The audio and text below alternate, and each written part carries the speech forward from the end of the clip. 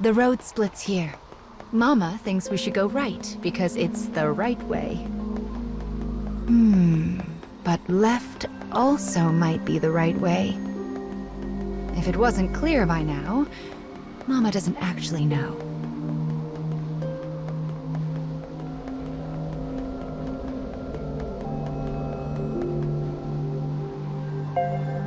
Oh, this weapon is... Anyway, let's get started on its restoration, shall we? I wonder what kind of story we'll find this time.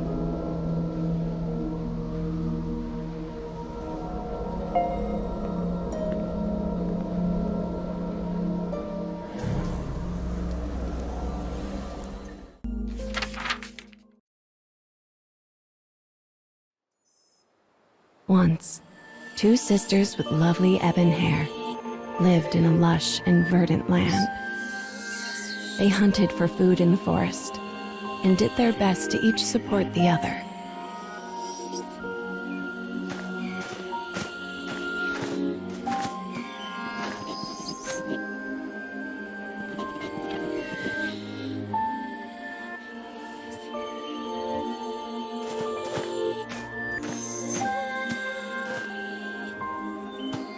The elder sister had been born in the woods and was an archer of rare skill. When their parents died, she began teaching the younger how to hunt. The younger looks up to her and wants so badly to test out her new skills. This thought fills the older sister with warmth as she follows after her sibling.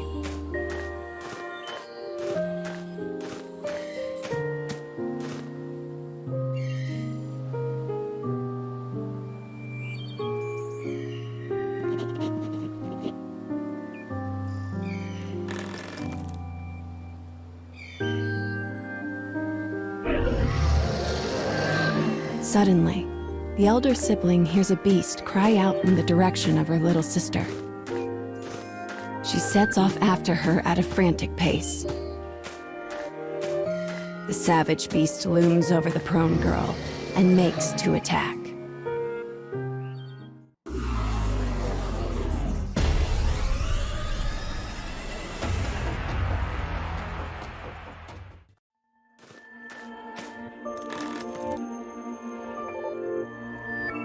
As an arrow penetrates the beast's tender flesh, it turns tail and flees.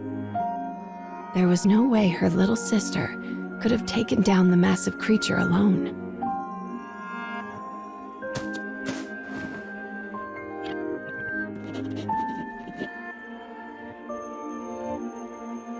Trying to calm her, the woman removes her silver hairpin and places it on her sister. It is a keepsake of their mother, one the young girl has long desired.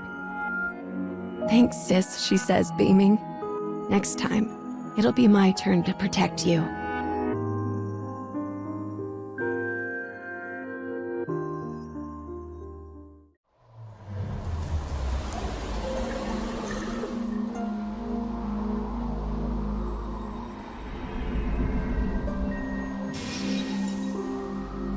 Ah, yes, I see. The story of this weapon is all about that woman. I feel like we've seen her somewhere before.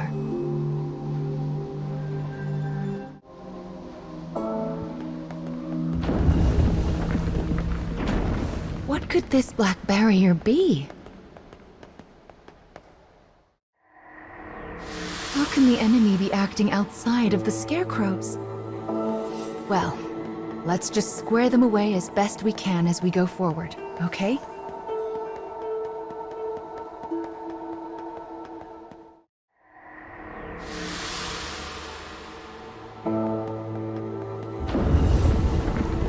What on earth could those dark creatures be after?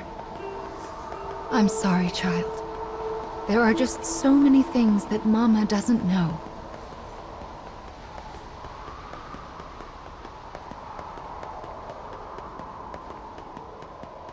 Look, something's out there.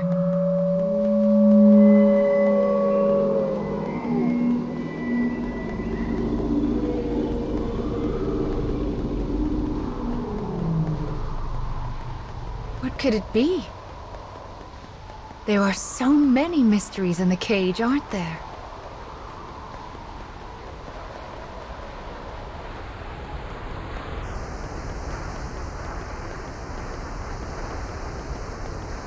This second scarecrow will hold another part of the weapon's memory.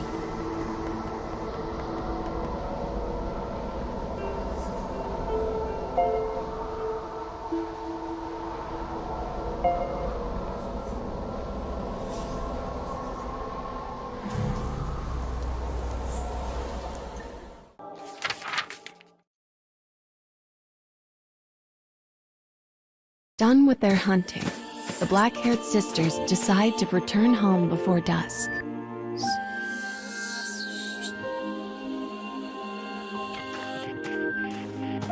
The younger has caught a small bunny, and the elder a large boar.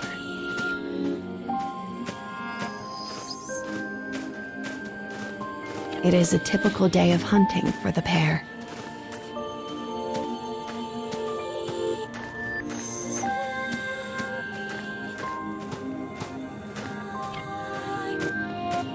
They only notice the disaster when they come to the hill that overlooks the town. Flames billow forth, and the chilling snaps of distant gunfire can be heard.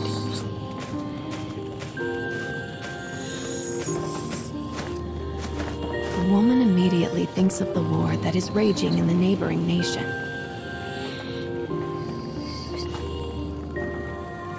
She tells her sister to stay put and goes to see what has happened for herself.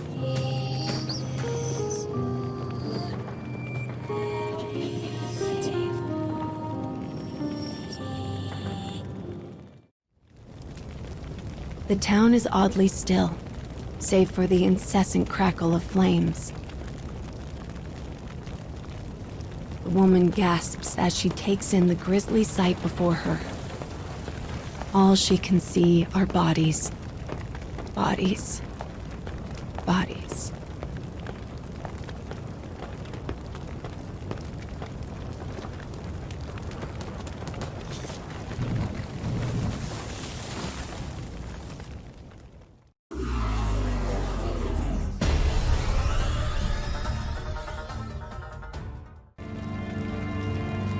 After defeating the soldier, she hears a voice.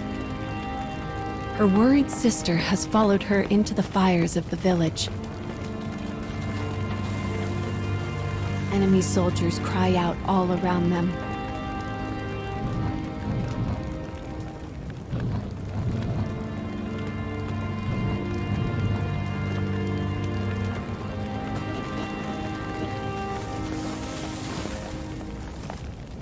As the woman feared, the war from the nearby nation has finally found them.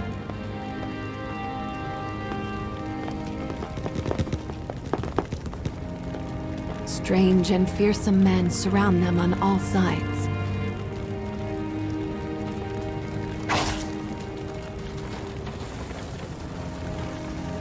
Impact, heat, pain.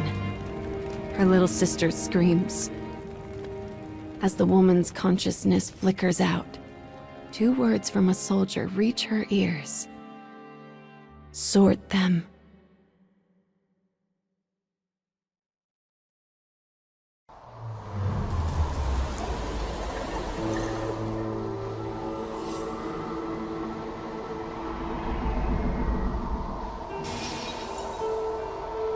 I see. This weapon speaks of war. I suppose it's rare for the memories in these weapons to be peaceful ones.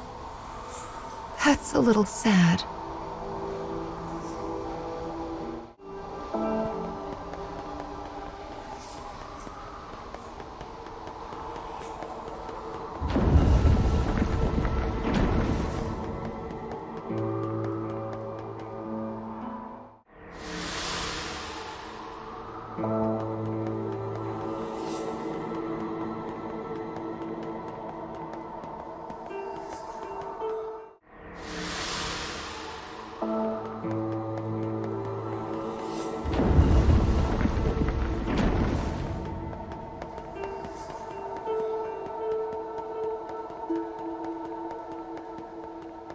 This room is a bit strange, isn't it?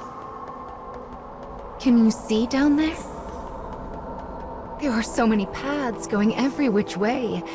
It's like a maze. I wonder where the other paths lead.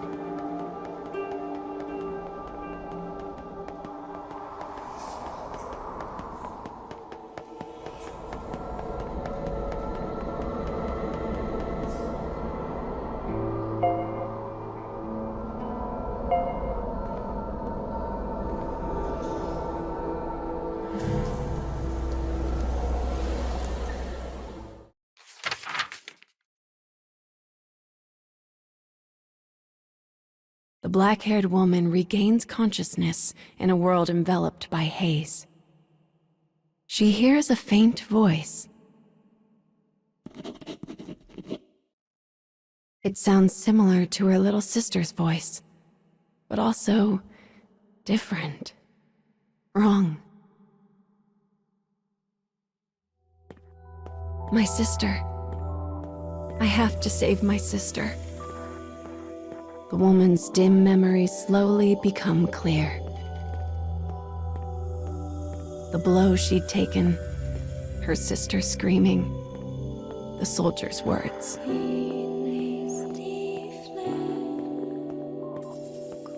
Her only sister, her only family. She must save her. As she runs, the woman's world is enveloped in a shimmering wall of white.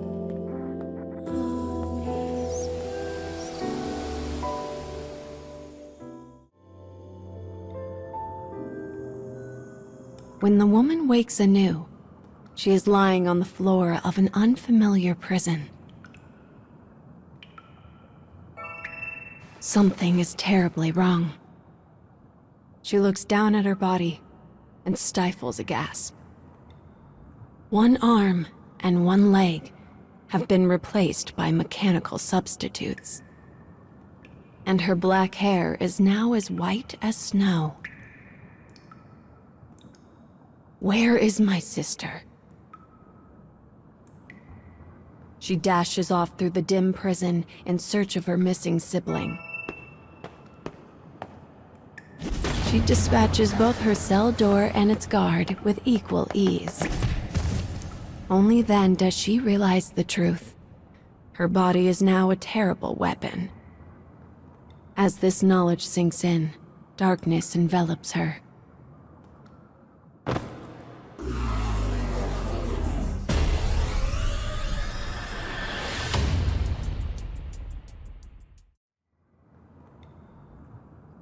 When she interrogates the dying guard about her sister, he grins madly and says, "Our kingdom will invade all. Every country will bend the knee to our might. Then we'll experiment on the survivors and turn them into beautiful killing machines. Oh yes, they will be sorted." With these final words, the soldier dies. The woman begins to run. Don't think about it. Don't think about it. Don't think about it. She repeats the mantra as she runs, praying that somehow her sister has escaped this fate.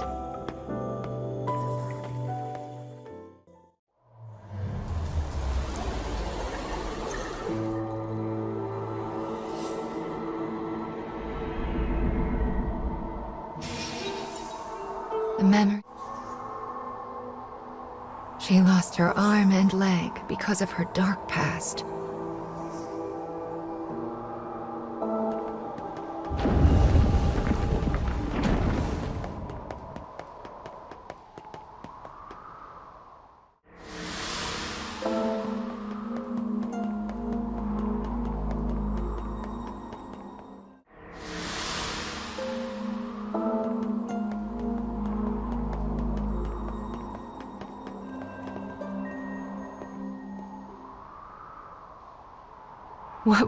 What?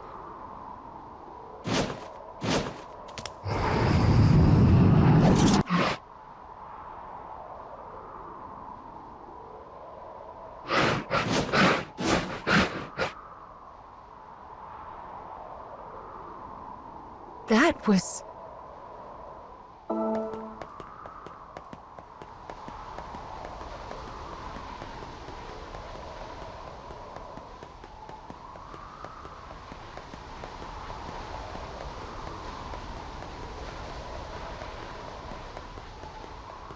Looks like that monster ran off somewhere. Anyway, the next memory we find will be the last for this part of the cage. We're almost there, child. Just keep going.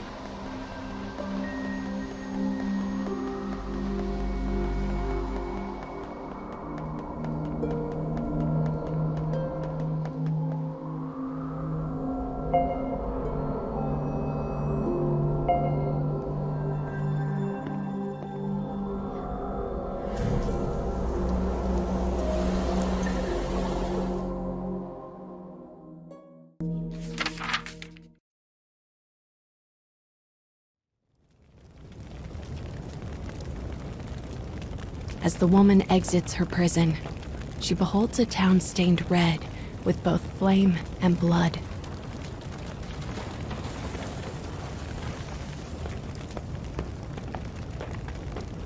She is in a strange land, one she does not recognize. But she must find her sister. The woman runs and runs and runs.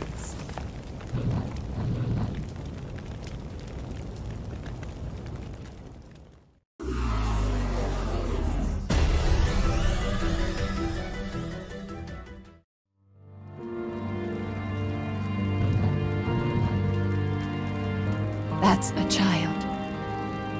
Upon hearing the wail, she dashes toward the sound.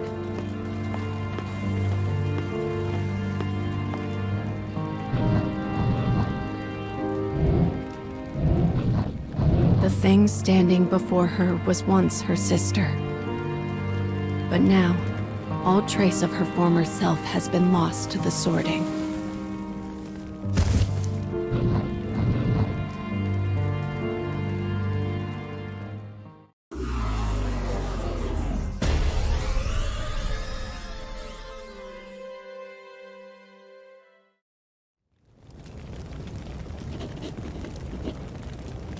Her transformed little sister trembles, as if trying to remember something.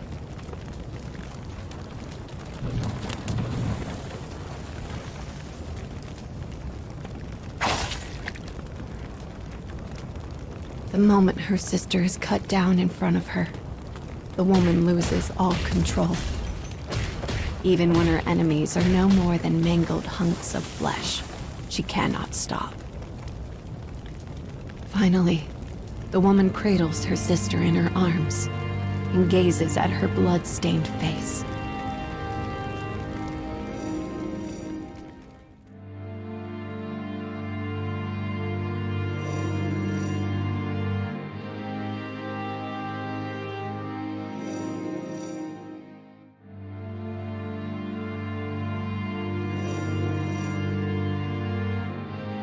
Their hair, once dark as night itself, was now pure white. Yet the hairpin still glinted from atop the sister's head. The woman was alone. Her fate was sealed. And so she swore a vow to her sister. The fires of her revenge would rage until they consumed the entire kingdom.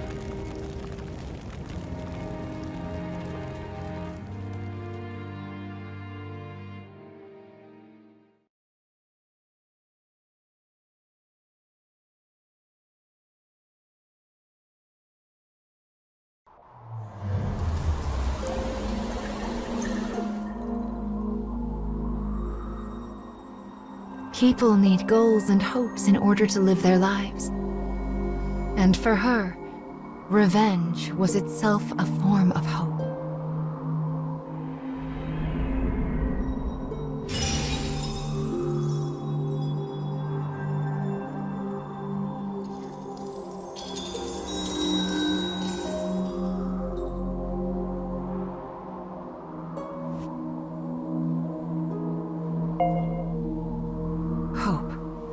The spirit of desire and the drive to move forward. There are still many things you need to reclaim.